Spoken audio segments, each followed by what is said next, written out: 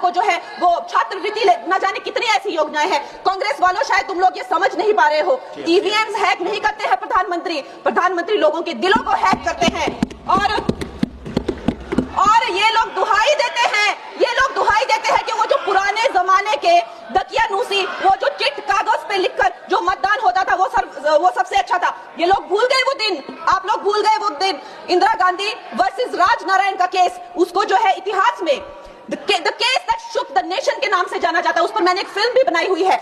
Vote चोरी और वोटों की धांधली के लिए एक प्रधानमंत्री पे एक साधारण से नेता ने केस किया था और उस धांधली में वो पकड़ी गई थी। हर उनका जो आरोप है उसमें सच सिद्ध किया गया था और रातों रात उनको कुर्सी छोड़ने के लिए कहा गया था और रातों रात जो है उनको ये आदेश दिया गया था कि आगे इतने सालों तक आप कभी जो है वो चुनाव लड़ नहीं सकते। ये धांधलियां इन्होंने करी हुई है और ये जो है उस टाइम के बैलेट बॉक्सों को उठाकर ले जाते थे ये लोग, और आज कहते हैं कि इनको ईवीएम्स जो है वो हैक हो जाते हैं। अध्यक्ष महोदय जी, मैं इनको याद दिलाना चाहती हूँ, प्रियंका गांधी जी कहती हैं कि छोड़ो पुरानी बातें, हम पुरानी बातें नहीं करेंगे, हम पुराने लोगों के बारे में नहीं बोलेंगे। तो मैं ये जानना चाहती हूँ कि आपकी जो माता जी हैं वो तो आपकी अध्यक्ष है और इस वक्त की वो अध्यक्ष है। उनकी जो है आप देखिए, जब उनकी नागरिकता नहीं थी, जब उनके पास 1983 में नागरिकता आई, उसके कितने साल पहले से वो वोट देती आ रही हैं।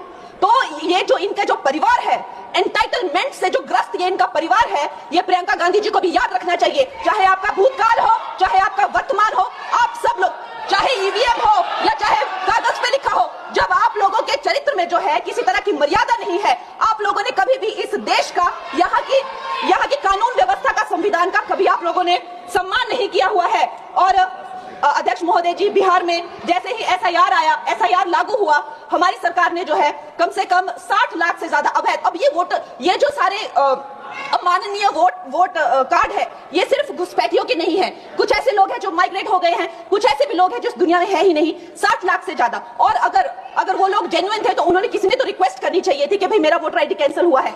उसके उपरांत जो है 21 नए वोटर आईडी जो है उन्होंने दिए हैं। और इस तरह का एक माहौल बना बिहार में कि आज तक की सबसे ज्यादा वोटिंग जो है, 67% वोटिंग हुई। नागरिकों में ये उत्साह जगा कि जो है इस तरह की जो क्लेंजिंग प्रोसेस है वो होना चाहिए। मैं एक देशभक्त होने के नाते अध्यक्ष महोदय जी, मैं ये प्रपोज करना चाहती हूं कि हमारे देश में जो है हमेशा महीने 2 महीने बाद हमारे जो शीर्ष नेतृत्व हो गए, सारे अधिकारी हो गए, हमारे जितने भी रिसोर्सेज हैं, हम लोग उनको हर महीने 2 महीने में इलेक्शंस में जो है पुश कर देते हैं। इससे हमारे देश का बहुत ही भारी नुकसान होता है। और मैं ये चाहूंगी कि 1 नेशन 1 इलेक्शन, जो नरेंद्र मोदी प्रधानमंत्री जी जो कहते हैं कि एक वोटिंग जो है डेमोक्रेसी के उत्सव के रूप में, जैसे कि दिवाली होती है, होली होती है, उस रूप में मनाया जाए। क्योंकि ये सिर्फ सरकार का ही नुकसान नहीं है, 10,000 करोड़ से ज्यादा का जो नुकसान होता है सिर्फ वही नहीं है, लेकिन मुझे लगता है कि धीरे धीरे हमारे जो नागरिक भी है, उनमें जो वोटिंग फटीक है, बार बार उन्हें जागरूक करना, बार बार कई जगहों से जहां वो काम करते हैं वहां से उनको ट्रैवल करके अपने नेटिव प्लेसेस पे आना और बार बार मार्केटिंग करके, it is exhausting for the whole ecosystem.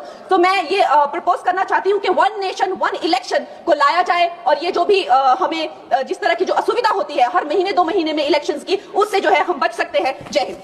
धन्यवाद जी।